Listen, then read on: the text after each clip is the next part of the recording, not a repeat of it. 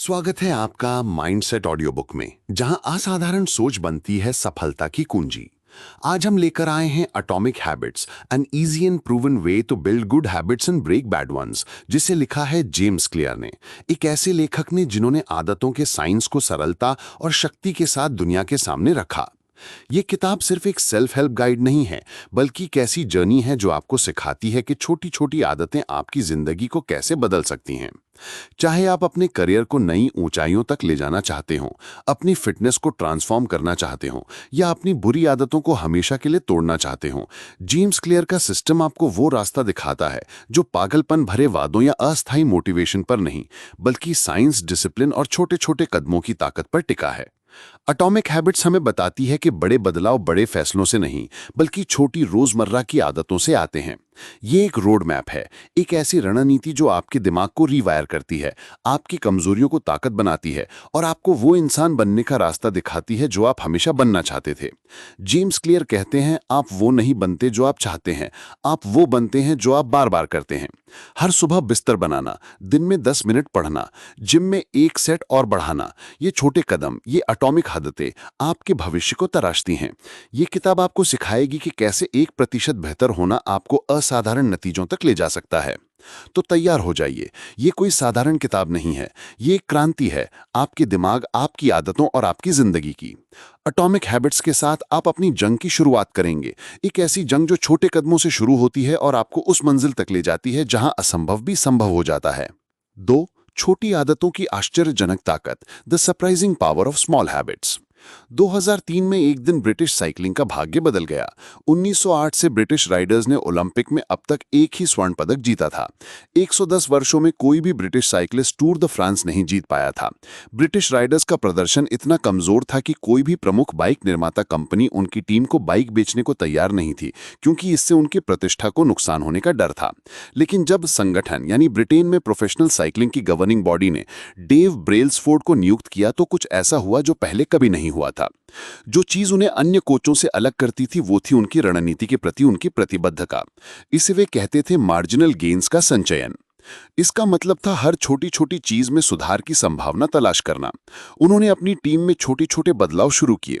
ये बदलाव बड़े नहीं थे, बल्कि छोटे थे, जैसे बाइक की सीट को फिर से डिजाइन करके आरामदायक बनाना, राइडर्स को आदर्श मांसपेशी तापमान बनाए रखने के लिए इलेक्ट्रिकली गर्म ओवरशॉट्स पहनने की सलाह देना, टायरों पर बेहतर पकड़ के लिए अल्कोहल रगड़ना, वगैरह वगैरह।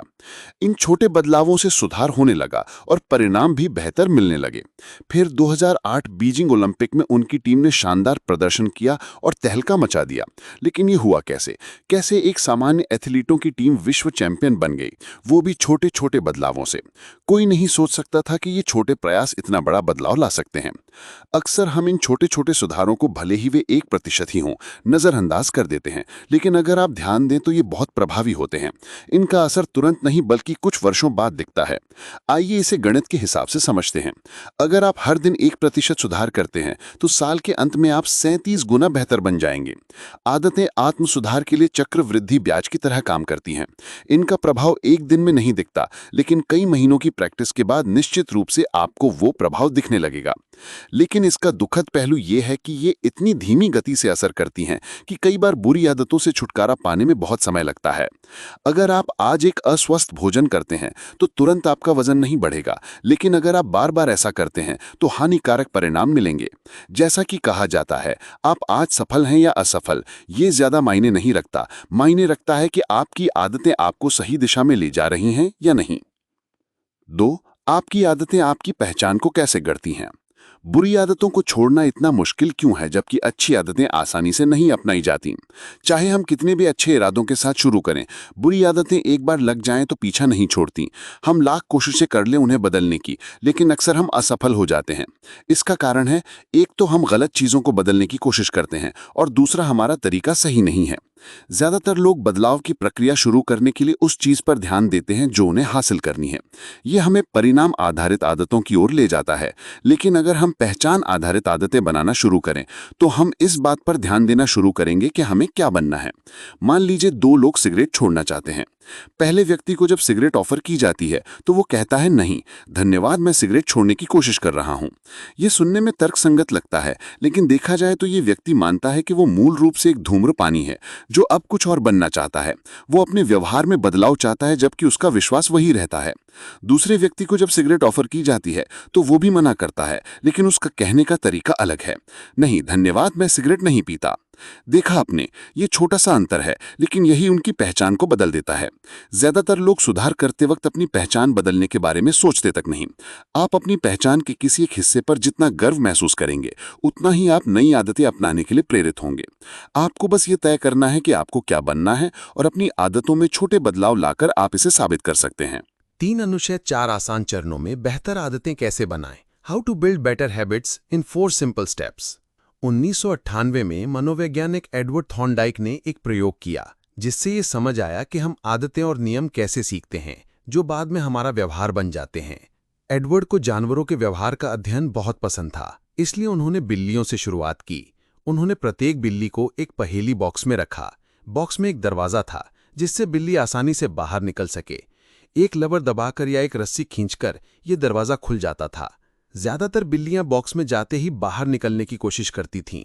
बिल्लियां अपनी नाक कोनों में घुसातीं, अपने पंजों से खरोंचतीं। फिर कुछ मिनट बाद उन्हें लीवर दिखता और वे दरवाजा खोलकर बाहर आ जाती थीं। 20-30 बार के ट्रायल के बाद उनके व्यवहार का अवलोकन करने पर पता चला कि बिल्लियों को बार बार बॉक्स में जाना आदतन लगने लगा और वे तुरंत लीवर दबाकर बाहर निकल आती थीं। बार बार अभ्यास से बिल्लियों ने गलतियां कम की और समाधान पर ध्यान केंद्रित किया। इस अध्ययन से थॉर्नडाइक ने सीखने की प्रक्रिया को इस तरह वर्णित किया, जो व्यवहार संतोषजनक परिणाम देते हैं हम उन्हें दोहराते हैं, और जो व्यवहार हमारे पक्ष में नहीं होते उन्हें हम अपनी आदतों में शामिल नहीं करते। आदतें बनाने की प्रक्रिया को हम 4 सरल चरणों में बांट सकते हैं: संकेत, लालसा, प्रतिक्रिया और इनाम। संकेत हमारे दिमाग को व्यवहार शुरू करने के लिए प्रेरित करता है। यह इनाम की भविष्यवाणी करता है। चूंकि संकेत इनाम का पहला संदेश है, यह अक्सर लालसा की ओर ले जाता है। लालसा एक तरह की प्रेरक शक्ति है। बिना किसी इच्छा के हम कोई कार्रवाई नहीं करते। आपको सिगरेट पीने की लालसा नहीं होती, बल्कि उस राहत की होती है जो सिगरेट पीने से मिलती है। तीसरे स्थान पर प्रतिक्रिया आती है। यही वो वास्तविक आदत है जो आप बनाते हैं, जो किसी विचार या कार्रवाई के रूप में हो सकती है। प्रतिक्रिया का होना इस बात पर निर्भर करता है कि आप कितने प्रेरित हैं, और अंत में प्रतिक्रिया ही इनाम लाती है। ये मूल रूप से किसी भी आदत का लक्ष्य होता है। संकेत इनाम को देखता है, लालसा उस इनाम की इच्छा रखती है, और प्रतिक्रिया उस इनाम को प्राप्त करने से जुड़ी होती है। यदि कोई व्यवहार इन 4 चरणों में से किसी भी एक के लिए पर्याप्त नहीं है, तो मान लीजिए कि वो कभी आदत नहीं बन सकता। 4 अनुच्छेद वो व्यक्ति जो ठीक नहीं लग रहा था, the man who didn't seem right. मैंने एक बार एक महिला की कहानी सुनी जो कई वर्षों तक पैरामेडिक का काम करती थी। वो एक बार एक पारिवारिक समारोह में गई। वहां उसने अपने ससुर को देखा तो उसे चिंता हुई। उसने अपने ससुर से कहा कि उनकी हालत कुछ ठीक नहीं लग रही, इसलिए उन्हें तुरंत अस्पताल जाना चाहिए। कुछ ही घंटों बाद अस्पताल में उनकी सर्जरी हुई, जिसमें पता चला कि एक मुख्य धमनी अवरुद्ध थी, जिससे उन्हें कभी भी दिल का दौरा पड़ सकता था। उस महिला की सतर्कता के कारण उस बुजुर्ग की जान बच गई। मानव मस्तिष्क एक भविष्यवाणी मशीन की तरह है। ये हर छोटी छोटी बात को देखता है। हर समय ये नोटिस करता है कि आपके आसपास क्या हो रहा है। जैसे एक पैरामेडिक मरीज के चेहरे को देखकर ही समझ जाता है कि दिल का दौरा आने वाला है, जैसे आपका दिमाग भी ये समझने लगता है कि आपके लिए क्या महत्वपूर्ण है। जैसे जैसे आपका अभ्यास बढ़ता है, आप स्वयं उन संकेतों को देखना शुरू कर देते हैं जो कुछ खास परिणामों की भविष्यवाणी करते हैं। ये संकेत हमारी आदतों को इतना सामान्य बना देते हैं कि हमें दिखाई नहीं देते। लेकिन नई आदतें बनाने से पहले हमें अपनी मौजूदा आदतों पर ध्यान देना होगा। हालांकि ये थोड़ा मुश्किल है, क्योंकि ये आदतें इतनी पुरानी हो जाती हैं कि स्वचालित बन जाती हैं। सबसे बड़ी चुनौती ये है कि आप जो वास्तव में करते हैं उसके प्रति जागरूक रहें। इसके लिए आपको अपनी दैनिक आदतों की एक सूची बनानी होगी। जब आपके पास पूरी सूची तैयार हो जाए तो हर व्यवहार को जांचें और खुद से पूछें कि यह आदत अच्छी है, बुरी है या तटस्थ है। अपनी आदतों को रेट करें, लेकिन कुछ बदलने की जरूरत नहीं है। आपको बस ये स्वीकार करना है कि आप क्या करते हैं। गलतियों के लिए खुद को दोष ना दें और ना ही प्रशंसा करें। व्यवहार बदलने की प्रक्रिया हमेशा जागरूकता से शुरू होती है। 5 अनुच्छेद नई आदत शुरू करने का सबसे अच्छा तरीका, the best way to start a new habit. 2001 में ग्रेट ब्रिटेन के कुछ शोधकर्ताओं ने 2 सप्ताह तक बेहतर व्यायाम आदतें विकसित करने के लिए 248 लोगों पर एक अध्ययन किया। पहला समूह नियंत्रण समूह था, जिसे केवल ये रिकॉर्ड करना था कि वो कितनी बार व्यायाम करते हैं। दूसरा समूह मनोबल समूह था, जिसे व्यायाम रिकॉर्ड करने और व्यायाम पर कुछ किताबें पढ़ने के लिए कहा गया। इसके अलावा शोधकर्ताओं ने उन्हें बताया कि व्यायाम से हृदय रोग का खतरा कम होता है और हृदय स्वास्थ्य बेहतर होता है। अंत में तीसरे समूह को दूसरे समूह की तरह ही जानकारी दी गई, यानी उन्हें भी उसी स्तर की प्रेरणा मिली। हालांकि उन्हें यह भी कहा गया कि वो ये योजना बनाएं कि वो कब और कहाँ व्यायाम करेंगे।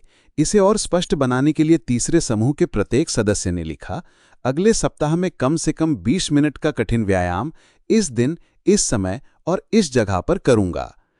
पहले और दूसरे समूह में 35 से 38% लोगों ने सप्ताह में कम से कम एक बार व्यायाम किया।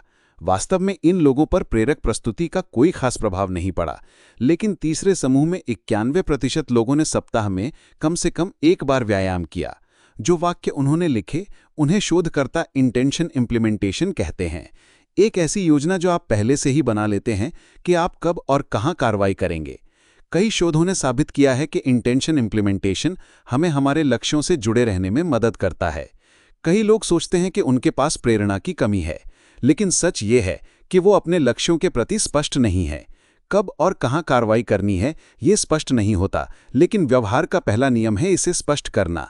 स्पष्टता एक व्यवहारिक तरीका है ताकि आपको अपनी आदतों के लिए स्पष्ट संकेत मिले और आप ये योजना बना सकें कि कब और कहां कार्रवाई करनी है। 6 अनुच्छेद। प्रेरणा को बढ़ा चढ़ाकर देखा जाता है। पर्यावरण अक्सर ज्यादा मायने रखता है। Motivation is overrated, environment often matters more. Boston के मैसाचुसेट्स जनरल अस्पताल में एक प्राथमिक देखभाल चिकित्सक एनी थॉर्नडाइक को एक अनोखा विचार आया। उन्हें लगता था कि वो अस्पताल के कर्मचारियों और आगंतुकों की खान-पान की आदतों को बेहतर बना सकती हैं, बिना उनकी प्रेरणा बदले या बिना किसी छूट के। उन्होंने अपनी सहकर्मी के साथ मिलकर अस्पताल के कैफेटेरिया का विकल्प ढांचा बदलने के लिए 6 महीने का अध्ययन किया। सबसे पहले उन्होंने पेय पदार्थों के व्यवस्थापन में बदलाव किया। रेफ्रिजरेटर कैश रजिस्टर के पास थे और उनमें केवल सोडा होता था। उन्होंने सोडा की जगह पानी की बोतलें रखवाईं, न सिर्फ रेफ्रिजरेटर में बल्कि पूरे कक्ष के भोजन स्टेशनों पर भी। सोडा अभी भी मुख्य रेफ्रिजरेटर में था, लेकिन पानी अब हर जगह उपलब्ध था। अगले 3 महीनों में सोडा की बिक्री 11.4% तक कम हो गई, जबकि पानी की बोतलों की बिक्री 25.8% बढ़ गई। इसी तरह के बदलाव कैफेटेरिया के भोजन में भी किए गए और वहां भी उन्हें समान परिणाम मिले, लेकिन किसी ने इसकी ओर ध्यान नहीं दिया। अक्सर लोग चीजें इसलिए नहीं खरीदते या खाते कि उन्हें वही चाहिए, बल्कि ये इस बात पर निर्भर करता है कि वो चीज कहां रखी है। मान लीजिए आप रसोई में गए और वहां आपको कुकीज की एक प्लेट मिली, तो आप तुरंत कुकीज खाने बैठ जाएंगे। आप इसलिए नहीं खा रहे कि आपको भूख लगी है, बल्कि कुकीज दिखने से आपको खाने का मन हुआ। आपकी आदतें भी इसी तरह बदलती हैं। ये इस बात पर निर्भर करता है कि आप कहां हैं और आपके सामने कौन से संकेत हैं। मानव व्यवहार को आकार देने में पर्यावरण का एक अदृश्य हाथ माना जाता है। चाहे हमारी व्यक्तित्व कितनी भी अलग क्यों न हो, कुछ व्यवहार हमारे पर्यावरण की स्थिति के कारण स्वतः ही बन जाते हैं।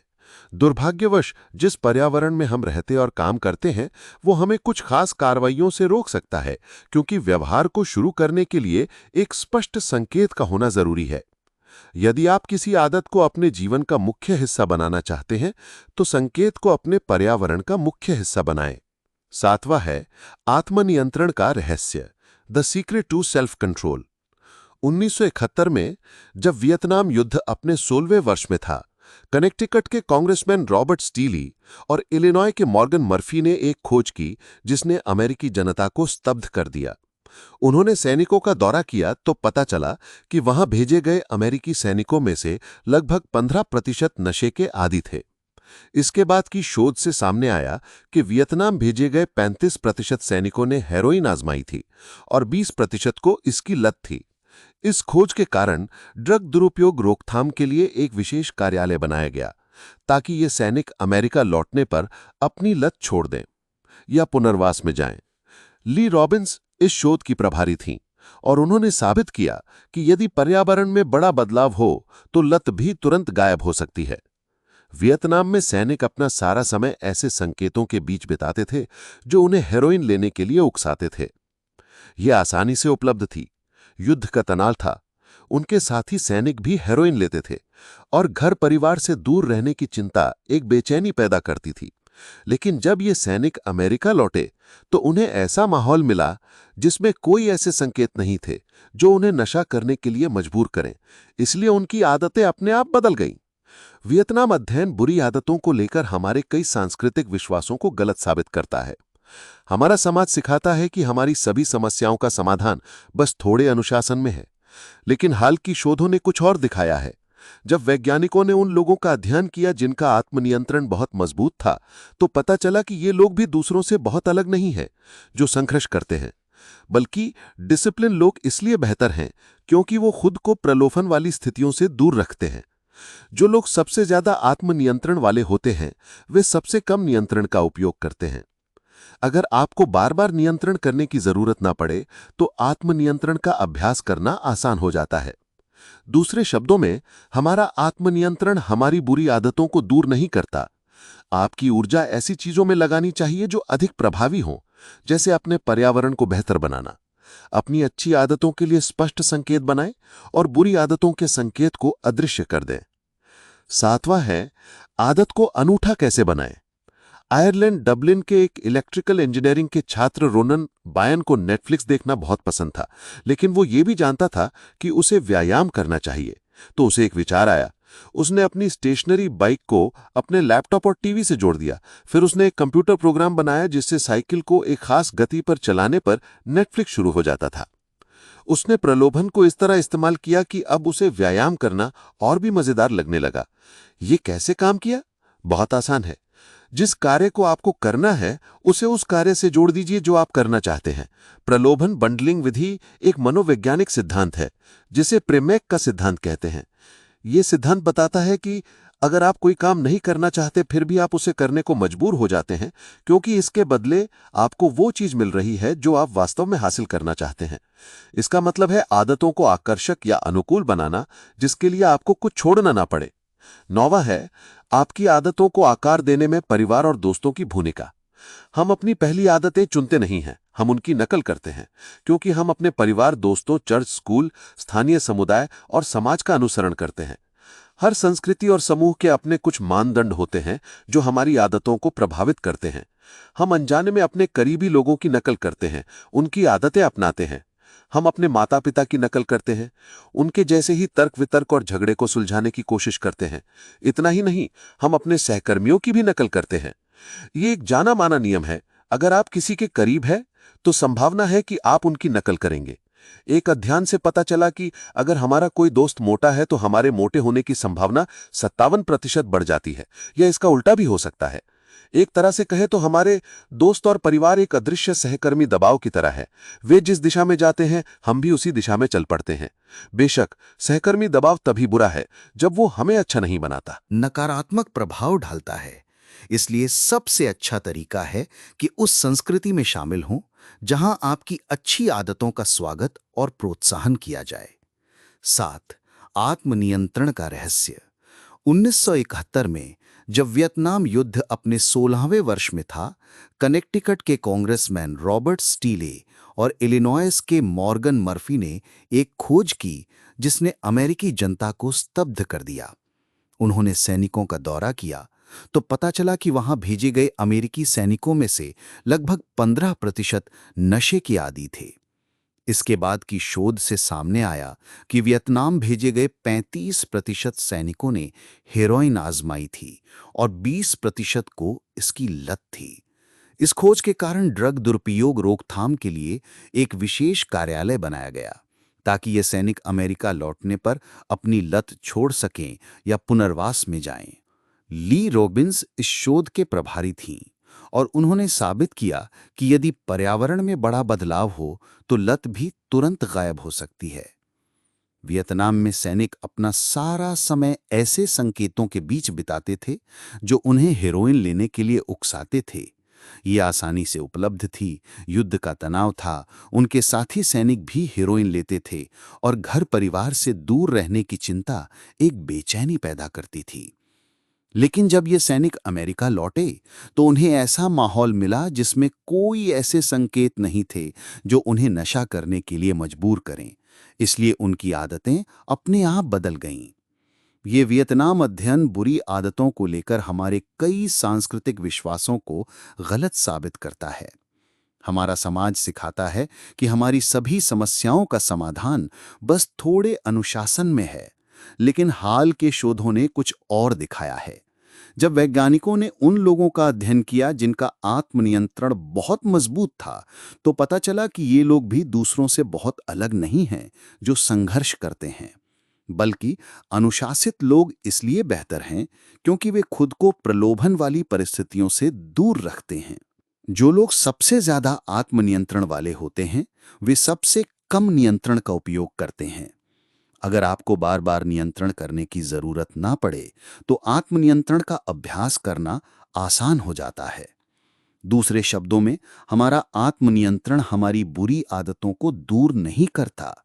आपकी ऊर्जा ऐसी चीजों में लगानी चाहिए जो अधिक प्रभावी हों, जैसे अपने पर्यावरण को बेहतर बनाना, अपनी अच्छी आदतों के लिए स्पष्ट संकेत बनाएं और बुरी आदतों के संकेतों को अदृश्य कर दें। आदत को अनूठा कैसे बनाएं?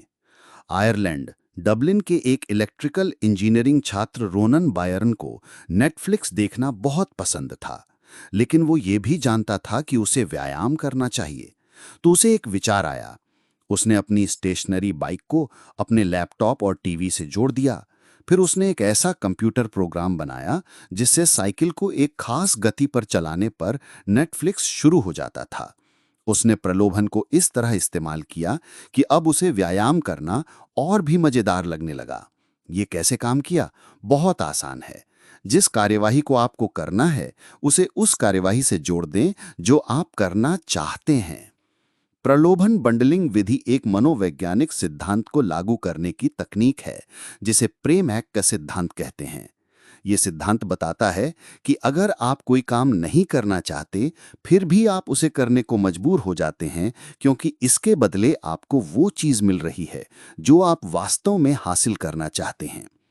इसका मतलब है कि आदतों को आकर्षक या अनुकूल बनाना, जिसके लिए आपको कुछ छोड़ना न पड़े। आपकी आदतों को आकार देने में परिवार और दोस्तों की भूमिका।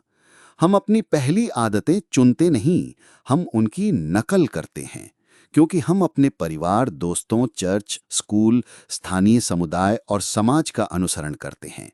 हर संस्कृति और समूह के अपने कुछ मानदंड होते हैं जो हमारी आदतों को प्रभावित करते हैं। हम अनजाने में अपने करीबी लोगों की नकल करते हैं, उनकी आदतें अपनाते हैं। हम अपने माता पिता की नकल करते हैं, उनके जैसे ही तर्क वितर्क और झगड़ों को सुलझाने की कोशिश करते हैं। इतना ही नहीं, हम अपने सहकर्मियों की भी नकल करते हैं। ये एक जाना माना नियम है। अगर आप किसी के करीब हैं, तो संभावना है कि आप उनकी नकल करेंगे। एक अध्ययन से पता चला कि अगर हमारा कोई दोस्त मोटा है, तो हमारे मोटे होने की संभावना 57% बढ़ जाती है, या इसका उल्टा भी हो सकता है। एक तरह से कहें तो हमारे दोस्त और परिवार एक अदृश्य सहकर्मी दबाव की तरह हैं। वे जिस दिशा में जाते हैं, हम भी उसी दिशा में चल पड़ते हैं। बेशक सहकर्मी दबाव तभी बुरा है जब वो नकारात्मक प्रभाव डालता है। इसलिए सबसे अच्छा तरीका है कि उस संस्कृति में शामिल हों जहां आपकी अच्छी आदतों का स्वागत और प्रोत्साहन किया जाए। 8. आत्मनियंत्रण के कारणों को खोजकर कैसे ठीक करें? हम किसी भी कठिन आदत को आसान बना सकते हैं अगर हम उसे सकारात्मक सोच से जोड़ दें। जैसे हम हमेशा कहते हैं कि हमें ये करना है, वो करना है, लेकिन अगर हम सिर्फ एक शब्द बदल दें तो क्या होगा? मुझे काम पर जाने के लिए उठना है की जगह अगर हम कहें, मैं काम पर जाने के लिए उठता हूं। शब्दों को बस बदलकर आप अपना पूरा दृष्टिकोण बदल देते हैं। इस तरह आप अपनी आदत के फायदों को उजागर करते हैं, न कि नुकसान या कमियों को। बुरी आदतों के कारणों को खोजकर ठीक करने का रहस्य ये है कि आप उस धारणा को फिर से परिभाषित करें जो आप उसके बारे में सोचते हैं। इस तरह आप किसी भी कठिन आदत को मजेदार आदत में बदल सकते हैं। धीरे चलो, लेकिन कभी पीछे मत हटो। आदत बनाना एक ऐसी प्रक्रिया है जिसमें बार बार दोहराने से व्यवहार स्वचालित प्रतिक्रिया बन जाता है। आदत दोहराने से मस्तिष्क में स्पष्ट शारीरिक परिवर्तन आते हैं। उदाहरण के लिए, संगीतकारों के मस्तिष्क का सेरिबेलम भाग गैर संगीतकारों की तुलना में बड़ा होता है। हर बार जब आप कोई कार्यवाही दोहराते हैं, तो आप वास्तव में एक विशिष्ट तंत्रिका परिपथ को सक्रिय करते हैं जो उस आदत से जुड़ा है। आदत बनने में समय कितना लगा, ये ज्यादा मायने नहीं रखता। समय कभी समस्या नहीं था। मायने रखता है वो दर जिस पर आप किसी व्यवहार को करते हैं। जैसे आप कोई चीज 40 दिनों में 2 बार करें या 200 बार। ये समय की बात नहीं, बल्कि आवृत्ति की बात है। कोई भी आदत बनाने के लिए आपको उसका अभ्यास करना होगा। 12. कम से कम प्रयास का नियम, the law of least effort. ऊर्जा मूल्यवान है और मस्तिष्क इस तरह बना है कि वो इसे जब चाहे बचा सकता है। ये मानव स्वभाव है कि हम कम से कम प्रयास के नियम का पालन करते हैं, जो कहता है कि जब लोगों को 2 एक समान विकल्प दिए जाते हैं, तो वे स्वाभाविक रूप से वो चुनेंगे जिसमें कम मेहनत लगती है। हर कार्रवाई में कुछ न कुछ ऊर्जा लगती है, और जितनी ज्यादा ऊर्जा की जरूरत होगी, उतना ही कम हम उसे करना चाहेंगे। कुछ हद तक हर आदत आपके चाहने वाली चीज के बीच एक रुकावट है। आहार फिट होने में रुकावट है, ध्यान मन की शांति में रुकावट है। आप वास्तव में आदत से प्यार नहीं करते, बल्कि उस परिणाम से करते हैं जो वो देता है। लेकिन अगर हम इतने आलसी हैं, तो कुछ लोग कठिन लक्ष्य कैसे हासिल कर लेते हैं? इसका समाधान है कि ऐसा माहौल बनाएं जहां सही काम करना हमेशा आसान हो। इससे आप रुकावटों का घर्षण कम कर पाएंगे। जैसे भोजन वितरण सेवा किराने की खरीदारी का घर्षण कम करती है, जैसे डेटिंग ऐप्स ने सामाजिक परिचय का घर्षण घटा दिया है, इसी तरह और भी कई चीजें। बेहतर आदतें बनाने की चुनौती में ऐसे तरीके तलाशें जो अच्छी आदतों से जुड़े घर्षण को कम करें और बुरी आदतों से जुड़े घर्षण को बढ़ाएं। 13. 2 मिनट नियम से टालमटोल कैसे रोकें? How to stop procrastinating by using the 2 minute rule. अगर आप कुछ बहुत बड़ा शुरू करना चाहते हैं और बड़े कदम उठाना आपको आसान भी लगता है, तो भी आपको छोटे कदमों से शुरुआत करनी चाहिए। हम सब जल्दी बहुत कुछ करने की कोशिश करते हैं, क्योंकि हम बदलाव को लेकर इतने उत्साहित रहते हैं। लेकिन एक प्रवृत्ति आपको ऐसा करने से रोकती है, और वो है 2 मिनट का नियम, जो कहता है जब आप कोई नई आदत शुरू करें, उसे करने में 2 मिनट से कम समय लगना चाहिए। आप देखेंगे कि लगभग हर आदत 2 मिनट में सीखी जा सकती है। जैसे रोज रात सोने से पहले किताब पढ़ना बन जाता है रोज रात 1 पेज पढ़कर सोना। 30 मिनट योगा करना बन जाता है मेरी योगा मैट निकालना। मुद्दा यह है कि किसी खास आदत को अपनाने के लिए आसान तरीके से शुरू करें। चाहे आप 1 मिनट ध्यान करें, 1 पेज पढ़ें, 1 कपड़ा मोड़ें, कुछ भी करें, लेकिन शुरू करें। जो सही लगे उसे करना एक शक्तिशाली रणनीति है। लोगों को लगता है कि रोज किताब का 1 पेज पढ़ना बहुत बड़ा काम है, लेकिन बात ये नहीं कि आप कितना पढ़ते हैं या कितना करते हैं, बल्कि ये कि आप कम से कम कर तो रहे हैं। और जब आप शुरू करेंगे, तो पहले 2 मिनट आपके बड़े रूटीन का एक रिवाज बन जाएंगे। वास्तव में ये किसी भी मुश्किल कौशल में निपुण होने का एक आदर्श तरीका है। जब एक बार आदत बन जाए, तो ऐसा समय भी आएगा जब आप वो काम पूरी तरह नियमित रूप से करने लगेंगे। आप इस 2 मिनट नियम को आदत गढ़ने की तकनीक के साथ मिला सकते हैं, ताकि आपकी आदत आपको आपके अंतिम लक्ष्य तक पहुंचा दे। कोई भी आदत स्थापित करने के बाद उसे मध्यवर्ती चरणों तक ले जाएं और प्रक्रिया को तब तक दोहराएं तब तक कि आप उसमें निपुण न हो जाएं। इसके बाद ही अगले स्तर पर जाएं। फिर आप देखेंगे कि जो आदत आप बनाना चाहते थे, वो आज आपकी पहचान का हिस्सा बन गई है। 14. अच्छी आदतों को अपरिहार्य और बुरी आदतों को असंभव कैसे बनाएं? 1830 की गर्मी की बात है। विक्टर ह्यूगो, एक फ्रांसीसी लेखक, एक असंभव समय सीमा से परेशान थे। उन्होंने 1 साल पहले अपने प्रकाशक को नई किताब लिखने का वादा किया था, लेकिन वो लिख नहीं पाए। इसके बजाय उन्होंने अन्य परियोजनाओं पर काम शुरू कर दिया और अपने वादे को टालते रहे। ह्यूगो का प्रकाशक निराश हो गया, इसलिए उसने 6 महीने की समय सीमा तय कर दी। ह्यूगो को कहा गया कि उन्हें फरवरी 1831 तक किताब पूरी करनी है। अब वो समय सीमा से पहले ध्यान केंद्रित करके बेहतरीन किताब कैसे लिखें? लेकिन ह्यूगो ने एक अजीब काम किया। उन्होंने अपने सारे कपड़े एक सहायक को दिए और कहा, इन्हें ताले में रख दो।